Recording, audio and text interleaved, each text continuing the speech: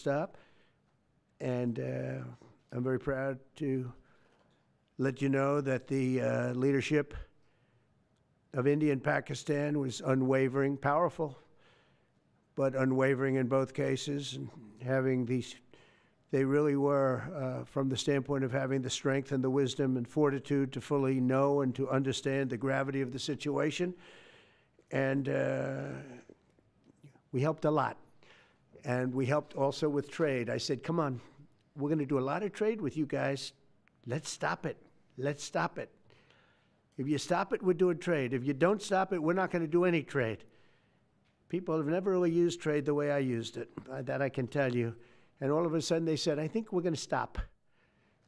And they have. And they did it for a lot of reasons, but trade is a big one. We're going to do a lot of trade with Pakistan. We're going to do a lot of trade with India. We're negotiating with India right now. We're going to be soon negotiating with Pakistan. And we stopped the nuclear conflict. I think it could have been a bad nuclear war. Millions of people could have been killed. So I'm very proud of that. I also want to thank Vice President Vance and Secretary of State Rubio for their work and efforts. They worked very hard on that. We also, as you know, created a situation where the Houthis, for the first time ever, have ceased firing, and they've let it be known that they're not going to be firing at American ships anymore, not going to be firing at Americans anymore.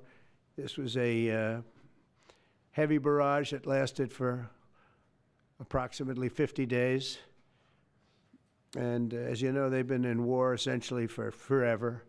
But over the last 10 years, they've been very difficult for other countries.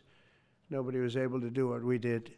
But they stopped, and we take their word for it. Their surrogates and them directly said, we don't want to do this anymore. And so we were satisfied with that. In addition, yesterday we achieved a total reset with China after productive talks in Geneva. Both sides now agreed to reduce the tariffs imposed after April 2nd to 10% for 90 days as negotiators continue on the largest structural issues. And I want to tell you that a couple of things.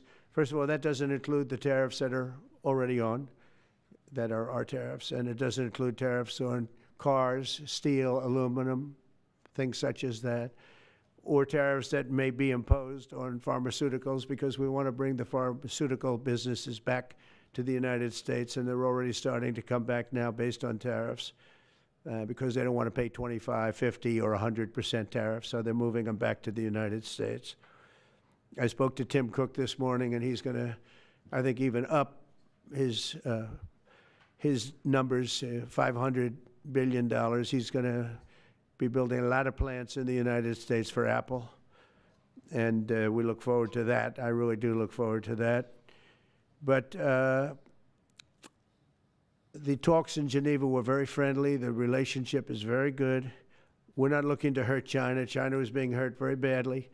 They were closing up factories. They were having a lot of unrest, and they were very happy to be able to do something with us. And the relationship is very, very good. I'll speak to President Xi maybe at the end of the week. We have some other things we're doing. But one of the biggest things that we're doing, and I don't know if people realize this, but we made a great deal with China, a great trade deal. But it was a much bigger deal originally, and then they canceled it right in the last day.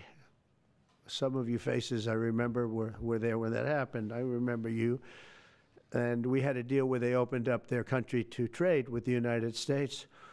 And they took that away at the last moment, and then I canceled the whole thing. And then 6 months later, we ended up doing a smaller deal. But it was a big deal. It was $50 billion worth of product that they were going to purchase from our farmers, et cetera. And we agreed to that. People thought it was 15 because they were doing 15. We made it 50 because I misunderstood the 15. I said, you got to get 50. Because when I asked, if you remember the story, when I asked, what are we doing with them, my Secretary of Agriculture at the time, Sonny Perdue, said, sir, it's about 15 billion, and we're asking for 15. And I thought he said 50. So I said, so they came back with the deal at 15, and I said, no way, I want 50.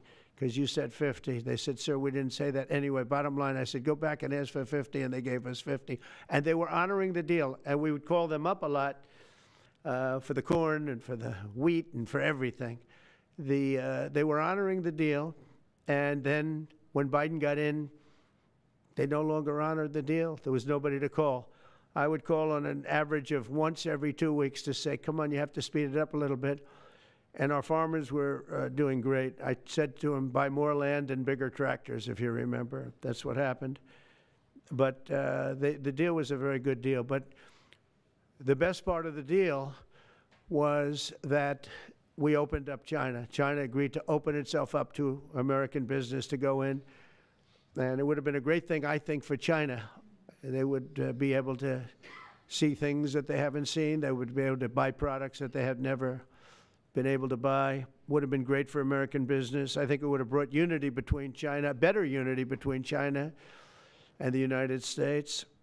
And the bottom line is that they canceled it the last day. We were all set to sign it, and then I went a little bit angry. I got a little angry. I said, they canceled the deal. The deal was done.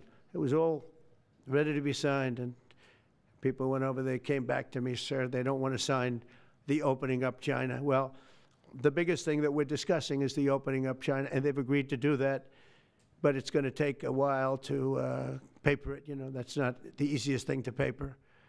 But that's the single, I think, to me, some people would disagree. Some people would say we're getting a lot of money with tariffs or whatever, but, you know, especially when you add what we already have, because remember, we're already getting the 50% on steel and different things. That's not included in these numbers, so you can add that. But the biggest thing to me is the opening up. I think it would be fantastic for our businesses if we could go in and compete with China. It would be a lot of jobs for China. It would be, I think, at a time when they can frankly use the jobs. And that's what we're talking about. So that's a very, very important element to add. So when Scott, I watched him speak the other day, and I think he didn't want to say it, but I said, it's okay to say it. Look, if we don't get it, we don't get it. But if we don't get it, it won't be a positive thing. But if we do get it, I think it's maybe the most important thing to happen. Because if you think about it, we opened up our country to China. They have very few restrictions. And they didn't open their country to us. Never made sense to me. It's not fair. And they've agreed to open China, fully open China. And I think it's going to be fantastic for China. I think it's going to be fantastic for us. And I think it's going to be great for unification and peace. China will also suspend and remove all of its non-monetary barriers. They've agreed to do that. Well, they're very numerous. But again, to me, the biggest thing that came out of that meeting is they've agreed. Now we have to get it papered, but they've agreed to open up China. It's going to be great for everybody. And third, I'm very happy to announce that Idan Alexander, an American citizen who until recently most thought was no longer living, thought was dead, is going to be released in about 2 hours, actually. And he's going to be released before the eyes of Steve Witkoff, who has done a fantastic job. I know a lot of people that have a lot of talent. I know Steve had a lot of talent. But I know a lot of people with a lot of talent, but there's one that I thought had a special way about him, special personality, aside from being a good deal maker, had a special way about him, and it was Steve. Knew very little about the subject matter, who does, but he learned it in about 2 hours, and he's been fantastic, so I want to just thank Steve. But they're going to be releasing Idan in about 2 hours from now, or sometime today, let's say. And again, they thought he was dead just a short while ago. His parents are so happy. They're so happy. So it's, as you know, Idan's the only American citizen who's captured and held hostage by Hamas since October 7th, 2023. And he's coming home to his parents, which is really great news. I mean, to me, it's big news. They thought he was dead. So that's that. So we'll be heading there, and we'll be seeing 3 primary countries. You know all about that: Saudi Arabia, UAE, Qatar. On Thursday's meeting with Russia and Ukraine is very important. I was very insistent that that meeting take place. I think good things can come out of that meeting.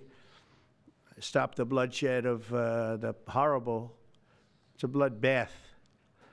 But that 5,000 more, it's really much more, I'm trying to be conservative, more than 5,000 soldiers. Russian, they're not American soldiers, they're from Russia, they're from Ukraine, but they're people.